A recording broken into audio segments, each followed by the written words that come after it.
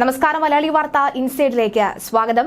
പാകിസ്ഥാൻ അങ്ങനെ പത്തി ഉയർത്തിയിരിക്കുകയാണ്. നാളുകൾക്ക് ശേഷം ഇത് പാകിസ്ഥാന്റെ ആ പത്തി അതേ സ്പീഡിൽ തന്നെ അടിച്ച് പെട്ടിയിലാക്കിയിരിക്കുകയാണ് ഇന്ത്യൻ സേന. ജമ്മു കാശ്മീരിലെ പൂഞ്ച് ജില്ലയിൽ നിയന്ത്രണ രേഖയിൽ ഇന്ത്യൻ പോസ്റ്റുകൾക്ക് നേരെ ബുധനാഴ്ച പാകിസ്ഥാൻ സൈന്യം വെടിയുതിർത്തതിൽ കരാർ ലംഘിച്ച് എന്ന് വ്യക്തമാവുകയാണ്. കരാർ ലംഘിച്ച് ഒരു തരത്തിലുമുള്ള പ്രകോപനവും ഇല്ലാതെയാണ് വെടിയുതിർത്തതായി സുരക്ഷാ വിഭാഗം ഉദ്യോഗസ്ഥർ അറിയിക്കുന്നത്. ഇങ്ങനെ പാകിസ്ഥാന്റെ ഭാഗത്തു നിന്നും ഒരു നീക്കം ഏതൊക്കെ ഘട്ടത്തിൽ ഉണ്ടായിട്ടുണ്ടോ ആ ഘട്ടത്തിലെല്ലാം കൃത്യമായ മറുപടി ഇന്ത്യൻ സേനയ്ക്ക് പാകിസ്ഥാന് നൽകാൻ കഴിഞ്ഞു. എന്തിനാണ് ഒരു വെളിവും വെള്ളിയാഴ്ചയും ഇല്ലാതെ ഇത്തരം നീക്കങ്ങൾ പാകിസ്ഥാൻ നടത്തുന്നത് എന്ന ചോദ്യത്തിന് ഉത്തരമില്ല. എന്നാൽ ആ ചോദ്യത്തിനുള്ള ഇന്ത്യയുടെ മറുപടി കൃത്യമായ തിരിച്ചടി തന്നെയാണ്. ഒട്ടും വൈകിക്കാതെ തന്നെയാണ് ഇന്ത്യൻ സേന അതിനുള്ള മറുപടി പാകിസ്ഥാൻ നൽകിയത്. ഏതായാലും വളരെ ശക്തനായി ഇത്തരത്തിൽ പ്രതിരോധ വിഭാഗത്തിൽ വളരെ ശക്തമായി മുന്നേറുന്ന ഇന്ത്യയെ തൽക്കാലം പാകിസ്ഥാന് തോൽപ്പിക്കാൻ കഴിയുകയില്ല എന്ന് പാകിസ്ഥാൻ തന്നെ നന്നായി അറിയാം. എന്നിട്ടും എവിടെയൊക്കെയോ ഈ എല്ലിൽ കുത്തുന്ന പോലെ പാകിസ്ഥാൻ ഇങ്ങനെ വെടിയുതിർത്തുകൊണ്ടിരിക്കുകയാണ്. ഇന്ത്യൻ സൈന്യം ശക്തമായി തിരിച്ചടിച്ചെന്നും പാകിസ്ഥാൻ സൈന്യത്തിന് കനത്ത നാശനഷ്ടം ഉണ്ടായതായും വ്യക്തമാവുകയാണ്.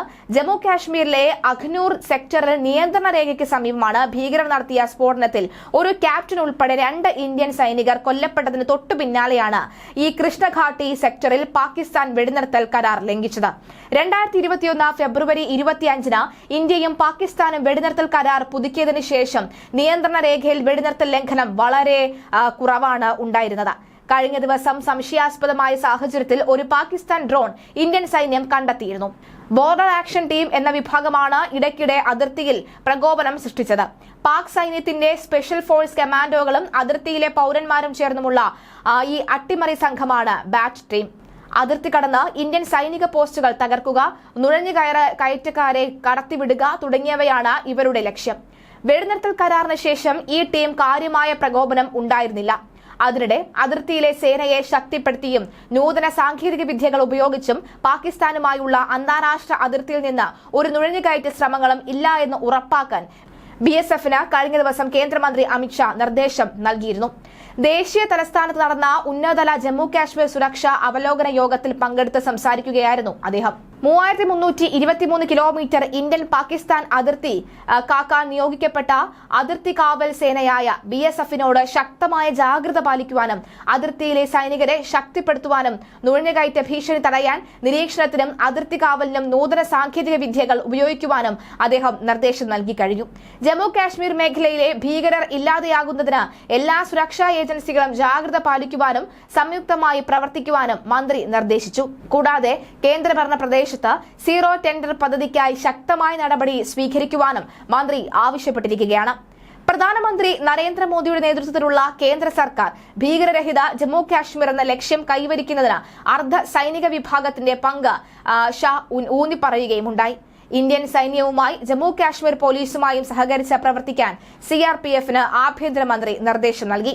CRPFന്റെ ശൈത്യകാല പ്രവർത്തന പദ്ധതി അദ്ദേഹം അവലോകനം ചെയ്യുകയും ജമ്മു മേഖലയിലും ശ്രദ്ധ കേന്ദ്രീകരിക്കണമെന്ന് നിർദ്ദേശം നൽകുകയും ചെയ്തിട്ടുണ്ട്. ജമ്മു കാശ്മീർ മേഖലയിൽ പ്രവർത്തിക്കുന്ന ഇന്റലിജൻസ് സംവിധാനത്തെ ആഭ്യന്തരമന്ത്രി അവലോകനം ചെയ്യവെയായിരുന്നു ഇക്കാര്യങ്ങളുടെ നീക്കങ്ങൾ അറിയിച്ചത്.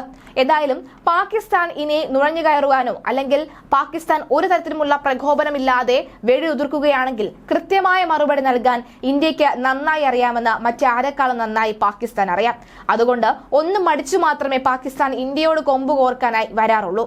എന്നാൽ വെകിളി പോണ്ട പലരും പല ഭീകരവാദികളും അല്ലെങ്കിൽ അവിടെയുള്ള പാകിസ്ഥാൻ സേന വെടിയുതിർക്കാറുണ്ട് എന്നറിയാം. പക്ഷേ ഇത് കൃത്യമായി തന്നെ ഈ പ്രകോപിപ്പിക്കാൻ ഇന്ത്യയെ പ്രകോപിപ്പിക്കാൻ അതുവഴി ഒരു ആക്രമണം നടത്താനുള്ള നീക്കം തന്നെയാണ് പാകിസ്ഥാൻ നടത്തിയിരിക്കുന്നത് എന്ന് വ്യക്തമാവുകയാണ്. അതുകൊണ്ട് തന്നെയാണ് ഈ ബോർഡറിലൊക്കെ തന്നെ കൂടുതൽ ശക്തമായ സേനയെ കൂടുതൽ സേനാ അംഗങ്ങളെ വിന്യസിക്കുവാനും കൂടുതൽ ശക്തമായി തന്നെ പ്രവർത്തനങ്ങൾ ഏകോപിപ്പിക്കുവാനുമുള്ള നീക്കങ്ങൾ കേന്ദ്രമന്ത്രി അമിത്ഷാ തന്നെ നേരിട്ട് പറയുന്ന സാഹചര്യമുണ്ട്. ഇന്റലിജൻസിന്റെ അടക്കമുള്ള റിപ്പോർട്ട് വരും ദിവസങ്ങളിൽ ഇത്തരത്തിലുള്ള ആക്രമണം ഉണ്ടാകാനുള്ള സാധ്യത ഇനിയും ഉണ്ട് എന്നുള്ളത് തന്നെയാണ്. അതുകൊണ്ട് തന്നെയാണ് കൂടുതൽ ജാഗ്രത ഇത്തരം ബോർഡർ കേന്ദ്രീകരിച്ച് നടത്തുന്നത് എന്ന് വ്യക്തമാവുകയാണ്. അതേസമയം കഴിഞ്ഞ ദിവസം സമാനമായ രീതിയിൽ ഈ ഒരു ആക്രമണം ഉണ്ടാകുന്നതിന് മണിക്കൂറുകൾ മുമ്പാണ് ഒരു അജ്ഞാത ഡ്രോണ് കണ്ടെത്തിയത്. ഈ അജ്ഞാത ഡ്രോണും അതുപോലെ തന്നെ വെടിവെപ്പും ഒക്കെ തന്നെ സാധാരണ രീതിയിൽ ബോർഡറിൽ ഉണ്ടാകുന്നുണ്ടെങ്കിലും ഇത് NOC കേന്ദ്രീയ, അതായത് 2015 ശേഷം ഇതുവരെയും വെടി ഉതിർപ്പ് നടക്കാത്ത ഇടങ്ങളിലാണ് കഴിഞ്ഞ ദിവസം നടന്നത്.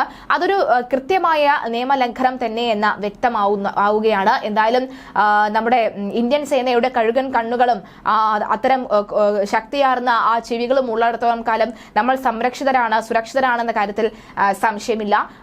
എന്തായാലും ആ ഒരു വിശ്വാസം നമ്മുടെ 300 കോടി ജനതയും നൽകുന്ന ആ ഒരു വിശ്വാസം തന്നെയാണ് എല്ലായ്പ്പോഴും ഇന്ത്യൻ സേനയ്ക്ക് ഉള്ളതും സൈന്യത്തിനുള്ളതും. അത് തന്നെയാണ് അവരുടെ ശക്തി. എന്തായാലും ആ സൈന്യത്തിൽ വിശ്വാസം അർപ്പിക്കുന്നവർക്ക് ആർക്കും തന്നെ വിഷമിക്കേണ്ട ഒരു ഘട്ടം ഉണ്ടായിട്ടില്ല എന്ന് വ്യക്തമാവുകയാണ്. എന്തായാലും ജമ്മു ജില്ലയിലെ അഖ്നൂർ സെക്ടറിൽ നിയന്ത്രണ രേഖയ്ക്ക് സമീപം ഭീകരർ നടത്തിയ സ്ഫോടനത്തിൽ ക്യാപ്റ്റൻ ഉൾപ്പെടെ 2 ഇന്ത്യൻ സൈനികർ കൊല്ലപ്പെട്ടതിന് തൊട്ടു പിന്നാലെയാണ് ഈ കൃഷ്ണ ഘട്ടി സെക്ടറിൽ പാകിസ്ഥാൻ വെടിനിർത്തൽ കരാർ ലംഘിച്ചത്. എന്തായാലും ആ ക്യാപ്റ്റനും അതുപോലെ തന്നെ മറ്റ് 2 ഇന്ത്യൻ സൈനികർക്കും വീരമൃത്യു വരിച്ച ക്യാപ്റ്റൻ ഉൾപ്പെടെയുള്ള 2 ഇന്ത്യൻ സൈനികർക്ക് എന്തായാലും ആദരാഞ്ജലി അർപ്പിക്കുകയാണ് രാജ്യം.